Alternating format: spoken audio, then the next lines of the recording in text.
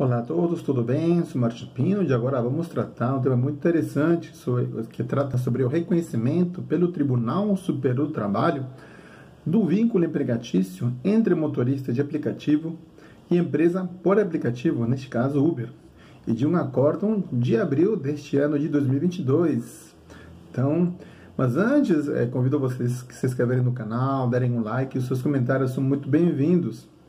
Então, o que acontece? O acórdão, publicado em 6 de abril de 2022, é muito importante. O relator foi o ministro do TST, Maurício Godinho Delgado, no recurso de revista número 100.353-02.2017.5.01.0066. Então, a fundamentação constitucional envolve, inclusive, para a proteção e estímulo e elogio à relação de emprego. Então, a proteção constitucional, que estão no preâmbulo da própria Constituição Federal de 88, esses artigos também, 1º, inciso 3 e 4, artigo 3º, incisos 1, 2, 3 e 4, artigo 5º no caput, respectivo, artigo 6º, artigo 7º caput e todos os seus incisos, incluindo o parágrafo único, os artigos 8º até 11, em conjunto com o artigo 170, caput e incisos 3, 7 e 8, incluindo, por último, o artigo 193. Todos esses preceitos, dentro da nossa Carta Magna de 88, inclusive aqui trata sobre a clara presunção constitucional, obviamente, em favor do vínculo empregatício do contexto de existência de incontroversa prestação de trabalho na vida social e econômica. Então, de par com isso, a ordem não permite a contratação do trabalho por pessoa natural com os intensos elementos da relação de emprego sem incidência do manto mínimo assecuratório da dignidade básica do ser humano nessa seara da vida individual e socioeconômica. Em qualquer desses casos, estando presentes os elementos da relação de emprego, essa prepondera e deve ser reconhecida, uma vez que a verificação desses pressupostos muitas vezes demonstra que a adoção de tais práticas se dá essencialmente como meio de precarizar as relações empregatícias. Isso dentro do âmbito da CLT, da consolidação das leis do trabalho, isso já explicando o respectivo acórdão. Nesse aspecto, cumpre enfatizar que o fenômeno sócio-jurídico da relação empregatícia emerge quando reunidos os seus 5 elementos fáticos jurídicos constitutivos, ou seja, que são a prestação de trabalho por pessoa física a outrem, a pessoalidade, a não eventualidade, onerosidade e, obviamente, a subordinação. É importante também refletir que, em primeiro lugar, é inegável de que o trabalho de dirigir o veículo e prestar o serviço de transporte em conformidade com as regras estabelecidas pela empresa de plataforma digital foi realizado, sim, por uma pessoa humana. No caso reclamante, isso já, obviamente, dentro do âmbito do Uber, isso está no próprio acordo do TST, da terceira turma. Em segundo lugar, a pessoalidade também está comprovada, pois o obreiro precisou efetivar um cadastro individual na reclamada. Importante isso, fornecendo dados pessoais e bancários, bem como no decorrer da execução do trabalho, foi submetido a um sistema de avaliação individualizada, a parte de notas atribuídas pelos clientes e pelo qual a reclamada controlava a qualidade dos serviços prestados.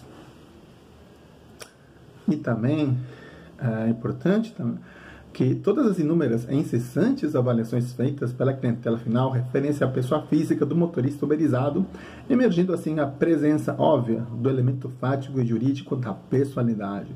Que interessante tudo isso, se encaixa muito bem no vínculo empregatício. O caráter oneroso do trabalho executado é também controverso, pois a clientela faz o pagamento ao sistema virtual da empresa, em geral por meio de cartão de crédito, podendo haver também, mais raramente, pagamento em dinheiro, mas tem Pix também, muita gente faz em Pix, e posteriormente a empresa, gestora do sistema informatizado, acredita parte do valor apurado na conta corrente do motorista. Onerosidade, importante isso. Ora, o trabalhador somente adere a esse sistema empresarial e de prestação laborativa porque ele lhe assegura a retribuição financeira em decorrência de sua prestação de trabalho e em conformidade com um determinado percentual dos valores apurados no exercício desse trabalho. E sobre a não eventualidade, o labor do reclamante estava inserido, sim, na dinâmica intrínseca da atividade econômica da reclamada e não existia qualquer traço de transitoriedade na prestação do serviço, o que é interessante. E terminando essa questão dos lados constitutivos, né, sobre a relação de emprego existente entre Uber, no caso, e o reclamante, enfatiza-se que não era eventual, né, não era eventual a prestação de serviço, sob a perspectiva da teoria do evento, na medida em que não se tratava de labor desempenhado para certa obra ou serviço, decorrente de algum acontecimento fortuito ou casual.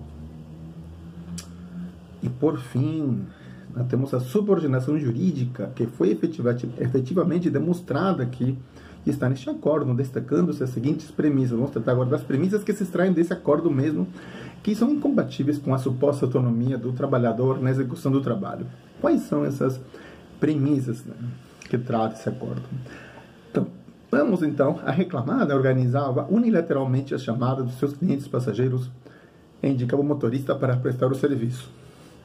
Essa é uma primeira premissa. A segunda premissa é que a empresa exigia a permanência do reclamante conectado à plataforma digital para prestar os serviços sob risco de descredenciamento da plataforma digital, ou seja, perda do trabalho.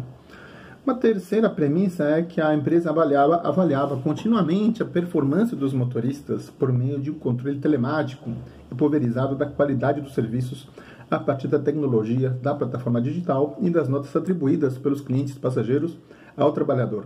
Então, a sistemática servia, inclusive, de parâmetro para o descredenciamento do motorista em face da plataforma digital, ou seja, a perda do trabalho, caso o obreiro não alcançasse uma média mínima.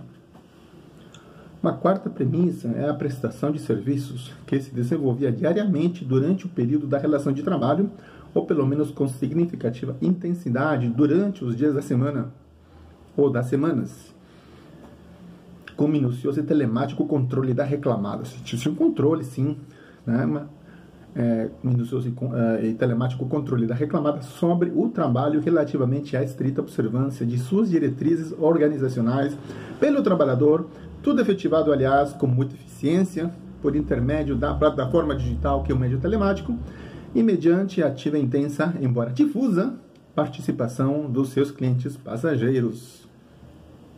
Outra coisa importante é que a reclamada é quem estabelece unilateralmente os parâmetros mais essenciais da forma de prestação dos serviços e da dinâmica de funcionamento da atividade econômica, como, por exemplo, a definição do preço da corrida e do quilômetro rodado no âmbito de sua plataforma digital.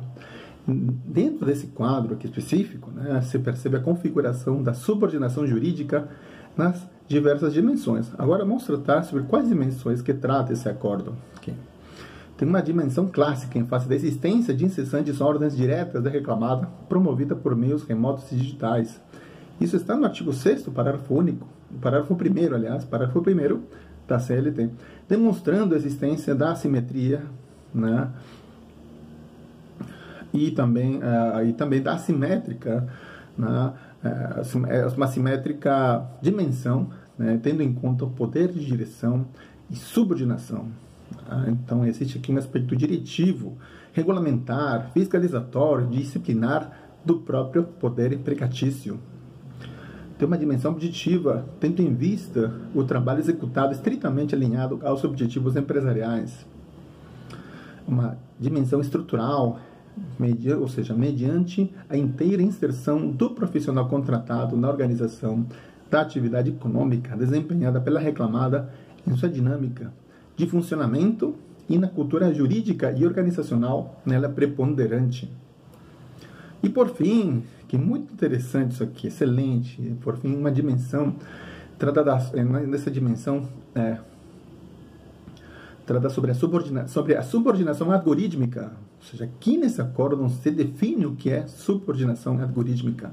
E fala o seguinte, consiste naquela efetivada por intermédio de aferições, acompanhamentos, comandos, diretrizes e avaliações concretizadas pelo computador empresarial no denominado algoritmo digital típico de tais empresas da tecnologia 4.0.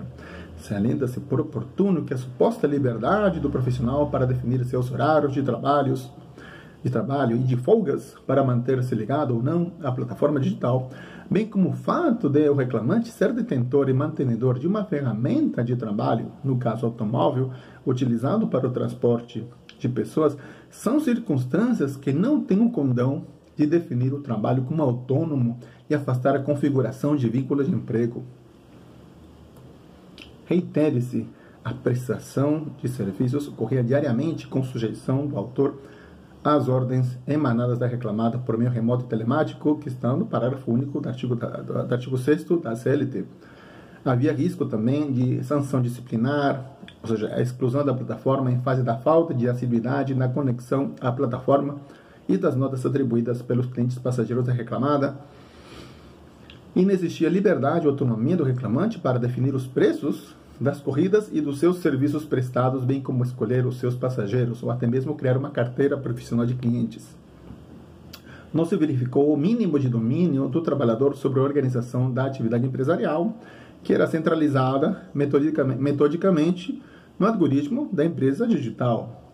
Ficou em controvérsia a incidência das manifestações fiscalizatórias, regulamentares e disciplinares do poder empregatício na relação de trabalho analisada.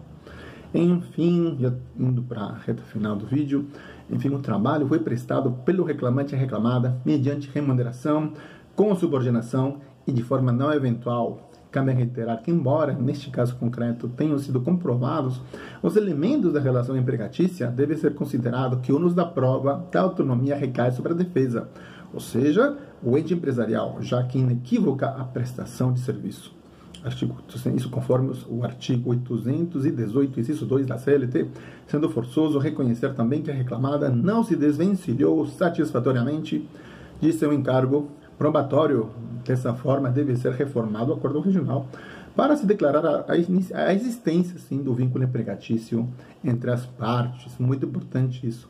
E o ministro relator do TST, né, sobre esse acordo, o doutor Godinho Delgado, fala que sim, houve uma omissão legislativa. Tanto que lembrou que não há legislação que regule a questão de motoristas de aplicativo, visando assegurar direitos a essa categoria, que já alcançava cerca de 1 milhão de profissionais no Brasil antes da pandemia. Cabe, portanto, ao magistrado fazer o enquadramento das normas no fato.